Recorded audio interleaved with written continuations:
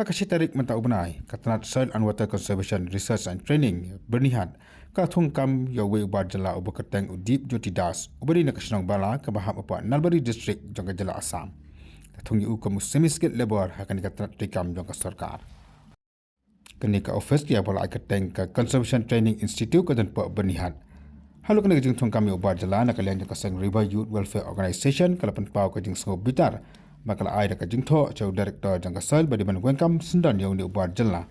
Namar ba kan ka kata shibun e eksamla jangka jala ba ka pen khain ru ya ka reservation policy jangka jala mekhalaya.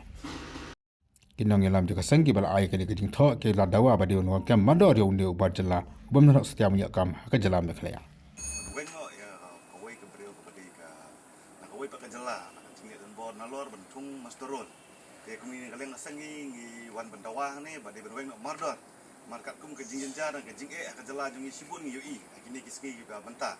ki bon ki kena samla ki bamdon kam dan jam dan rai hakani ke department bat ngilap benta makadon ke jingtung sop ni ke jingtung wat ikam mastorol balai wahani hapot jela jungi umdan mo tang itai balak ban rai mastorol la bandong no ane omdan mati kena pulai jungi ki balak bani compare pat ni compete bat kiwei ki bana koi ke jela hadu ba tang ikam mastorol ro la hawan ra no nak koi pat ke jela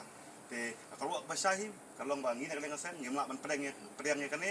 ngi dawa ba na kane ka office baka dei ban weng isundan ya kane ka jingtung ya kane ka nong trai mastorol kepada dei nak koi pat ke jela kawan ka order najrong tengi betul najrong ila sutru ya kata tengi nak kalian ka sanghi ngi dawa pa ya director ba de bele wud no mardor nginem la ban api kapon mal kane kamlong ka kam kena rit kala ban ong ba da ka bangin su thung la nane ngin su komen la ngin su ai bor nalor ba su thung yano